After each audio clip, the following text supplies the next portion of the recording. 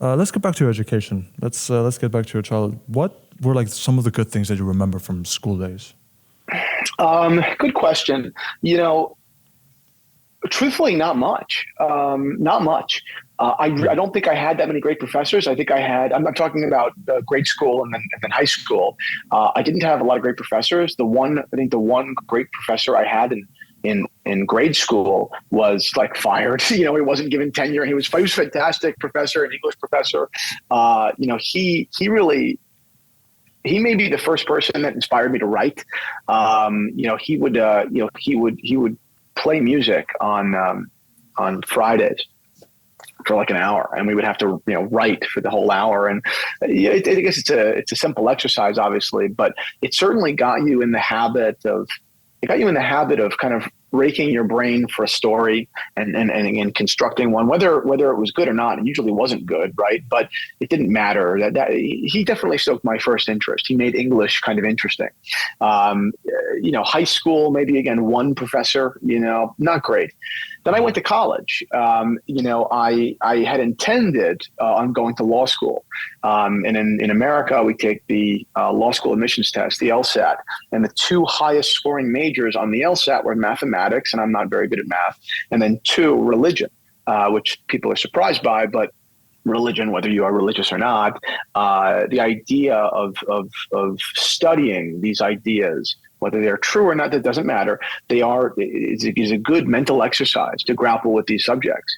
And the statistic was showing us that the folks who were able to grapple with the idea of religion, you know, were more, ready to think critically and analytically. So I studied religion. I studied Catholic studies. It was bizarre. I grew up, Roman Catholic, but not very religious by any means. It's more of a tradition than it is a belief system. Insofar as suburban, I don't mean that in general. I just mean where I'm from. And my professors were brilliant. I mean, they were just brilliant. They were priests by and large, and they were absolutely brilliant people. I had such an incredible experience in college. I finished college in 3 years, so that's quick. But it was incredible. It was a great 3 years. I learned a ton. I learned how to think. I learned tough love in the education system. I learned.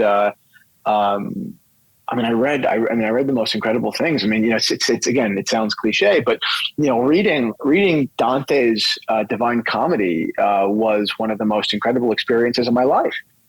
My professor was brilliant. My professor opened my eyes. He almost made me religious. That's how good he was. He just opened my eyes to demanding more from yourself when reading a text.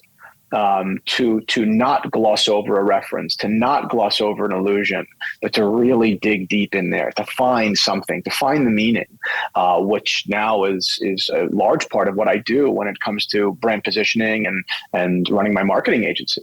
It's reviewing material and where other people may glance through and not understand that something, one word even, might be important. Finding that word and then building an entire, brand position on its back. The most recent example, I can't say the client, but the word home, one of America's largest, most famous companies. We're doing large engagements for them. And the word home, which is a simple word that, obviously has just become it's become a titan in their brand plan. And and rightfully so. So it's stuff like that. It's college is incredible. College is incredible.